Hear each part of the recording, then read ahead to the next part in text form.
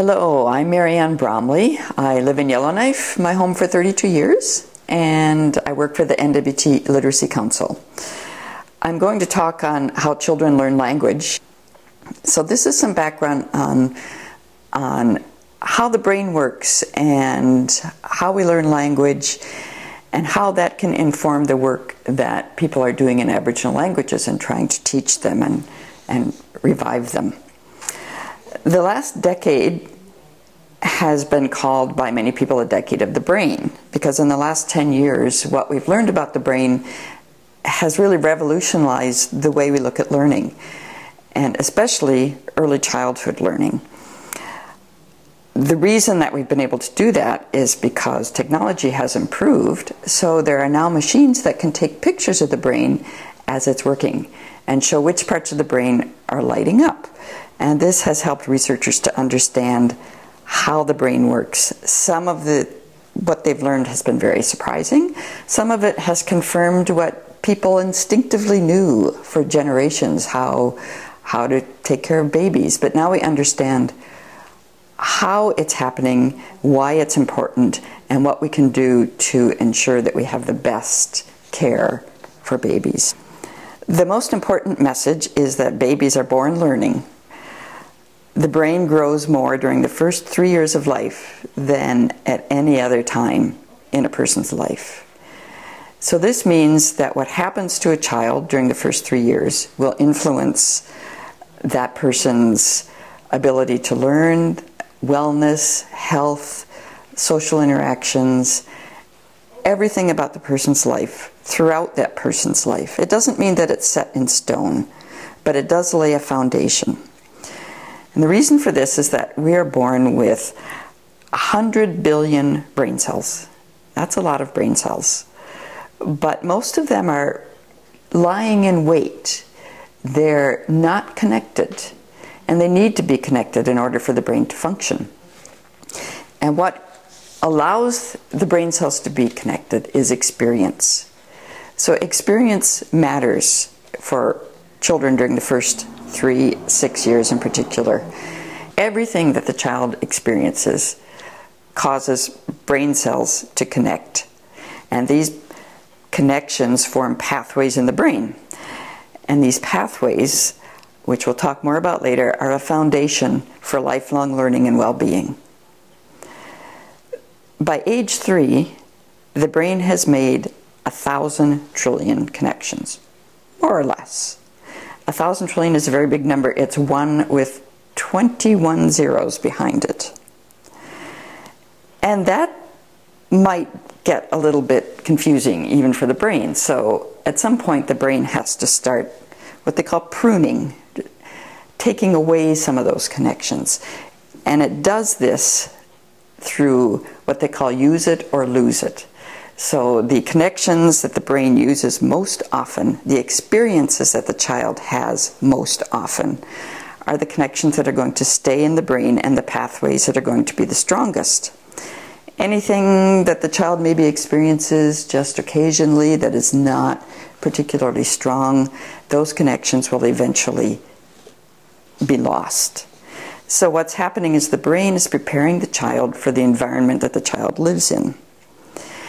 And there are certain times in a child's development that they call windows of opportunity. It's like windows opening and closing. And these are prime times when the brain is ready to receive certain stimuli, certain kinds of information, for instance, language. And during these times, it's just much easier for the brain to learn what it's meant to be learning at that time, whether it's how to see, how to hear, how to develop language. Again, it doesn't mean that it shuts down, but the brain is just waiting and ready for this information at this time. And you can see from this slide that language, the window of opportunity for language, starts very early. It actually starts at birth and probably starts before, in the womb. And it ends, as you can see, at about age 7 or 8. And the orange graph, or the orange line on the graph, is what's called executive function, and these are the skills that people need to learn later in life. For instance, memorization, focus, attention, everything that we need to succeed in school. Language lays the foundation for that. You may think that it's too early to talk to a baby until the child starts to talk. It's never too early to talk to a baby. This is one of the most important things that we need to get across, is that babies begin learning language as soon as they're born.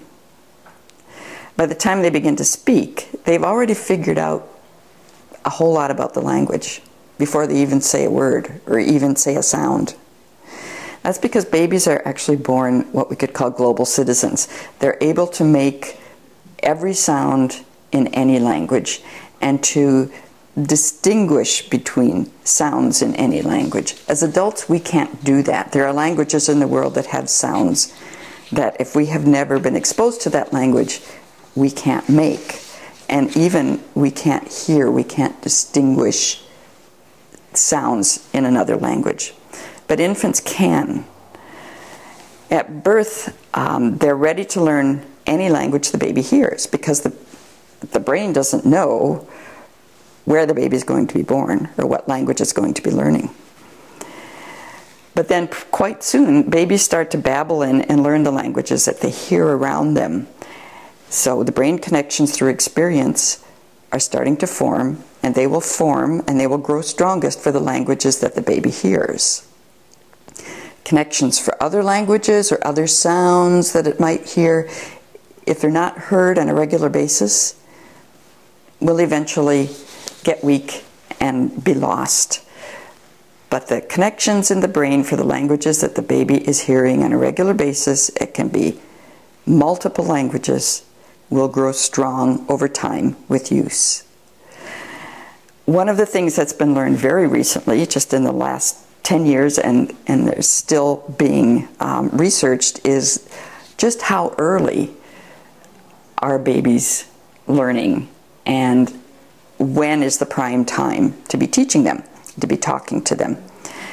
At 4 months, they find that the baby's brain still responds to every sound in every language.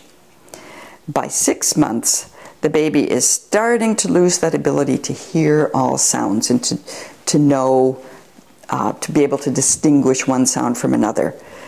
At 10 months, the baby has lost that ability and has started to hone in on the sounds of the language or languages in the baby's home. It no longer pays attention to foreign sounds. 10 months.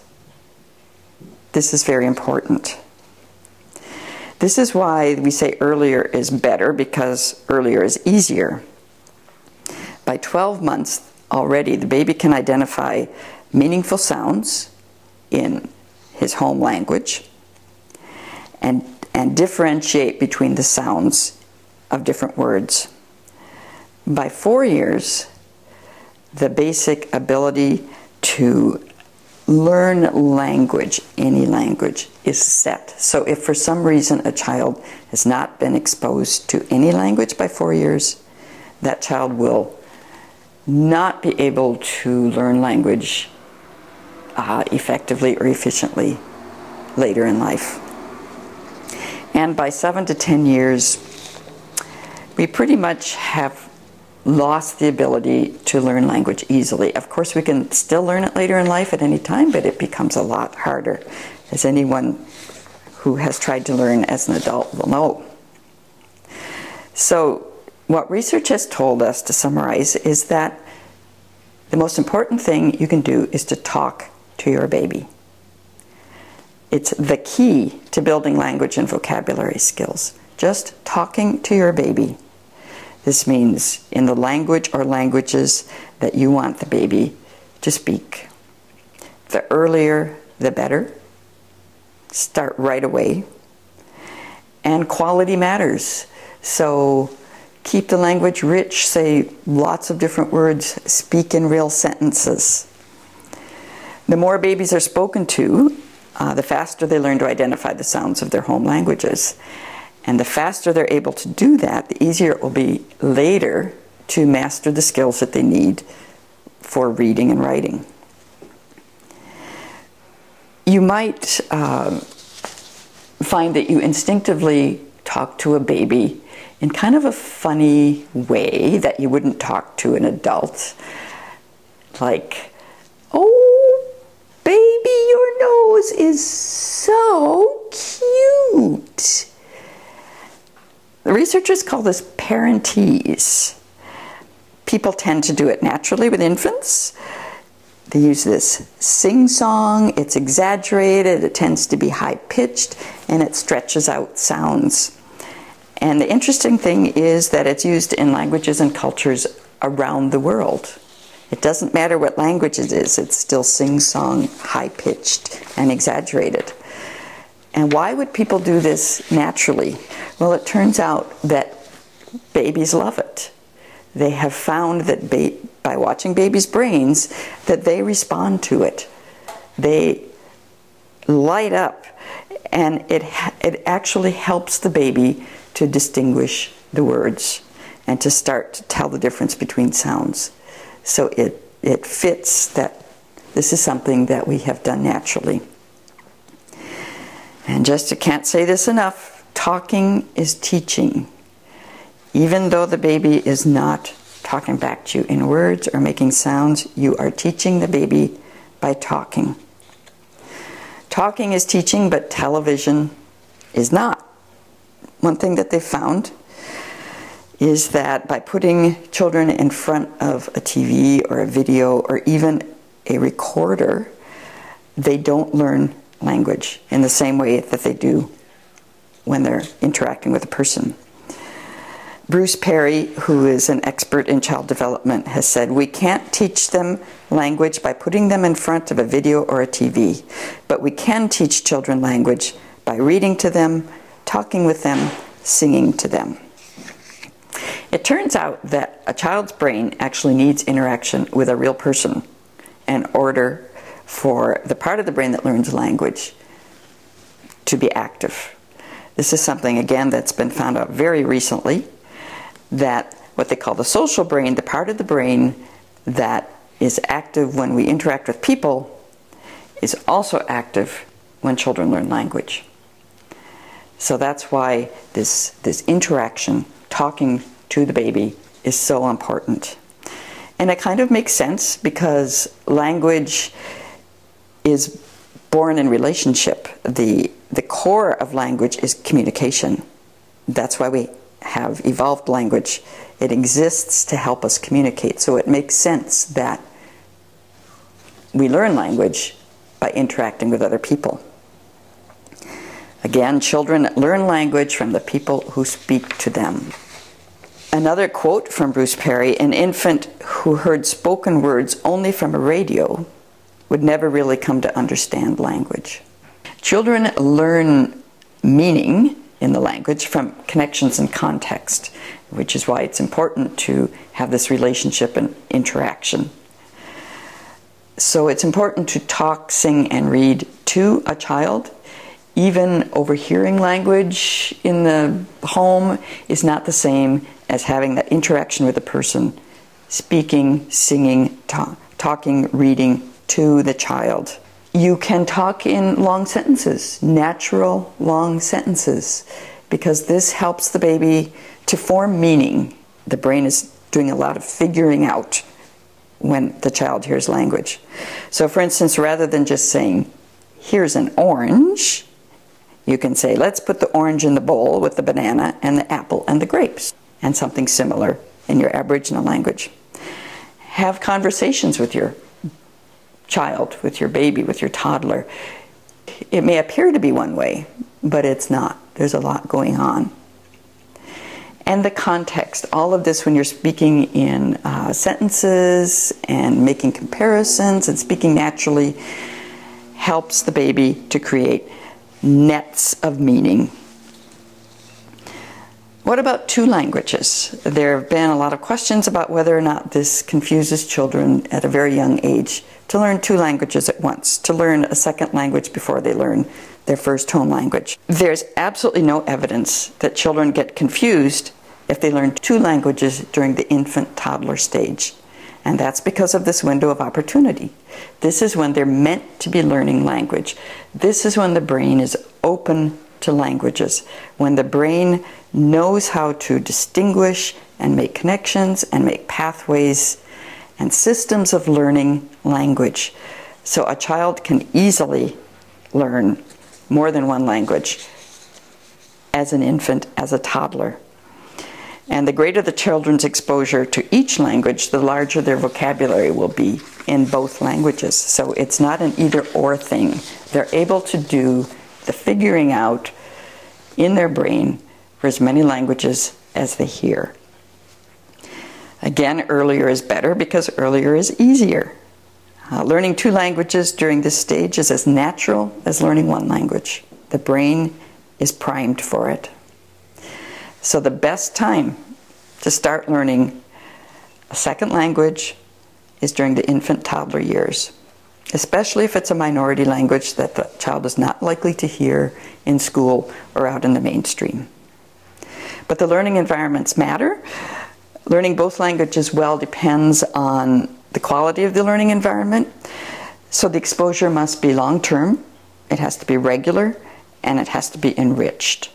So you need to keep speaking the language, do it in a normal way, and use a rich vocabulary. And they've also found that it's important to have a native speaker of the language speak to the child. So somebody who knows the Aboriginal language needs to speak to the child in order for that child to learn the language. I can't say it enough. Talking is teaching. And one of the best ways to enrich talk is to use a book. You can read the book, you can tell your own story from the book, you can focus on the pictures, but it's a great way to get talking with your baby, with your toddler. Teaching language, helping a child learn language, talking to a child is everybody's responsibility. If you want to teach a child a language that's not used in the mainstream, it's important that everybody take on this responsibility. Parents, families, other caregivers, child care workers, the community. Everyone needs to be talking to the child in the language you want the child to learn.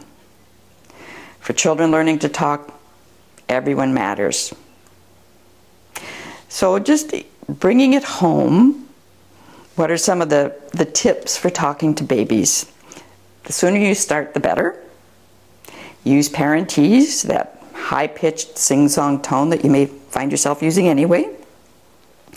Use rich language, lots of different words, real sentences. Talk to babies and toddlers. Have conversations with them. Turn off the TV. Fit your conversations into everyday activities that talk to the baby about what you're doing. And read or talk to the baby, share a book together for 10 minutes every day. It all adds up.